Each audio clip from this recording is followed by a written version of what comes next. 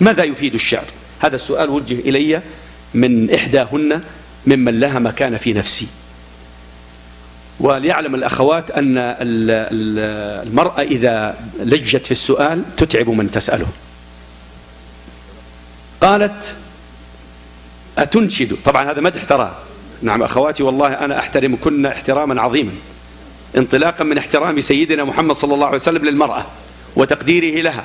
وأنا لي كتاب اسمه صاحبة الحرير الأخضر عن عائشة رضي الله تعالى عنها وأنا وريشتي تكفي الحقيقة. ما بقي إلا أن تعلن توبتك. نعم سنأخذ إن شاء الله رأيهم. قالت والله هذا الحوار حصل يعني، لكن أصغته أنا شعرا. قالت: أتنشد والمدافع تضرب والمجرم الباغي بقدسك يلعب؟ أتصوغ شعرا والرصاص قصيدة نارية ألحانها تتلهب؟ أتنمق الشعر الجميل بصورة شعرية ودم الضحية يثغب؟ ماذا تفيد قصائد الشعر التي تبكي وناصية الكرامة تضرب؟ هب لي من الشعر المنمق معطفا يكسو الفقير وكأس ماء تشرب. هب لي من الشعر المنمق كسرة من خبزة لجياع قدسك توهب، وعباءة تلتف فيها حرة دمع العفاف على خطاها يسكب، وحذاء طفل لم يزل يمشي على حسك به القدم الصغيرة تعطب.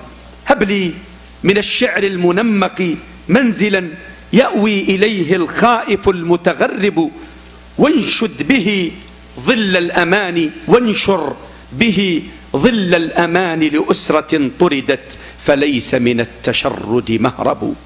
ما قيمة الشعر الذي نهفو إلى ألحانه والقدس منا تسلب؟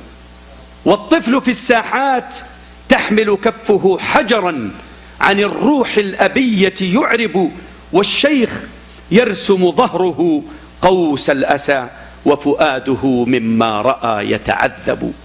هدمت على الذكرى الحزينة داره فمضى وقد ضاق الفضاء الأرحب. يا شاعر الفصحى وعازف لحنها، يا ليت شعرك كيف هان المطلب. أنسيت أن الجرح أعمق من يد تعطي ومن قلم فصيح يكتب؟ أنسيت أن المعتدين تنمروا وعلى ضعاف المسلمين استكلبوا؟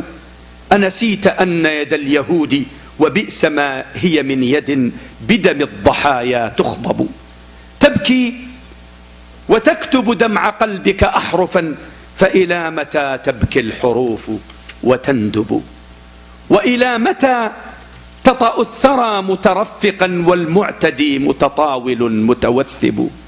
لو جمعت كل الدواوين التي كتبت لما ارتدع العدو المذنب. ما قيمة الكلمات في الحرب التي فيها المدافع والقنابل تخطب؟ ما قيمة الكلمات والدار التي فيها الأحبة تستباح وتنهب؟ ما قيمة الكلمات واللص الذي فتحت له الأبواب لا يتهيب؟ يا شاعر الفصحى وعازف لحنها، يا من تجيء بك الحروف وتذهب، أتعبت شعرك في مواجهة الأسى ونداء قوم في اللذائذ أسهب. لن يهجر القوم الهوى إلا إذا هجر الموائد والولائم أشعب. يا شاعر الفصحى وعازف لحنها، ما كل لحن في القصائد يطرب. إن كان شعرك سوف يهزم باغيا فاضرب به المستوطنين ليهربوا. لقيت قصائدك الحسان أمانها والطفل يلقاه الرصاص المرعب.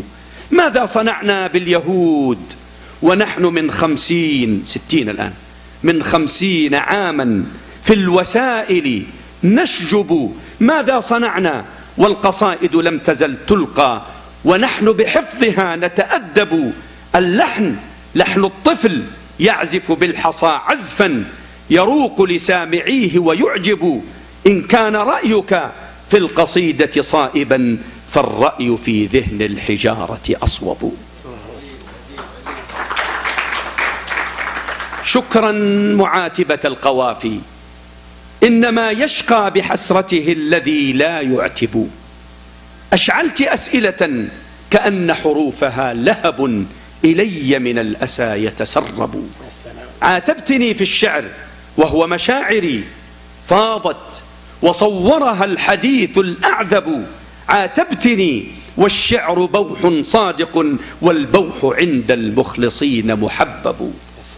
أنسيت حسان الرسول صلى الله عليه وسلم وشعره، أنسيت حسان الرسول وشعره كالنبل نحو الكافرين يصوب. يلقي قصائده الجيادة وحوله جبريل يدعم قوله ويصوب عليه السلام. أنسيت كعب الشعر وابن رواحة ممن بهم طعم القوافي يعذب.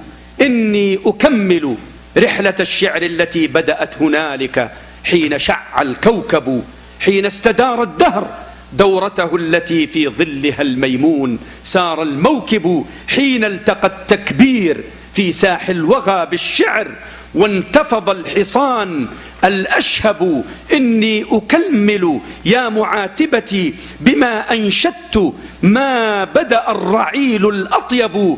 إني أكمل دور كل مجاهد بالشعر طاب لما يقول المشرب. الفرق يكمن في حقيقة أمتي لما غدت في عصرنا تتذبذب. بالأمس كان الشعر صوت جهادنا واليوم أصبح في الجهاد يرغب. بالأمس كان الشعر يرسم فجرنا واليوم أثقل كاهليه المغرب. شتان بين قصيدة من خلفها جيش يؤيد ما تقول ويرهب وقصيدة تستنهض الهمم التي ضعفت وتدعو الغافلين وتطلب. يا سلام يا سلام. شتان بين الشعر. طبعا تذكرون كعب بن مالك لما قال قضينا من تهامة كل وتر وخيبر ثم أغمدنا السيوف نخيرها ولو نطقت لقالت قواطعهن دوسا أو ثقيفا، فجاءت قبيلة دوس طائعة مسلمة. شتان بين الشعر يحمى ظهره ويروع الأعداء لما يغضب، والشعر ليس وراء ظهر حروفه إلا شعور الخائفين المجدب. شتان بين الشعر يحمل فنه روح الهدى وإلى الفضيلة ينسب، والشعر يسترخي على أوهامه كهجين قوم رأيه متقلب. لوم الذين تلبسوا بحداثة غربية وتخنفسوا وتثعلبوا. لوم القصائد حين تصبح خنجرا في ظهر أمتنا التي تتعذب. شكرا معاتبة القوافي واعلمي أني على درب القوافي أتعب. بين المشاعر والقصائد لحمة مهما نأت فالوصل منها الأقرب. لا تنكري أثر الكلام فإنه أثر عميق في النفوس مجرب. للمسجد الأقصى مسامع منصت ولنا منابع همة لا تنضب. إن كان يشكو اليوم من جور العدا فغدا سيلقى الفاتحين يرحب.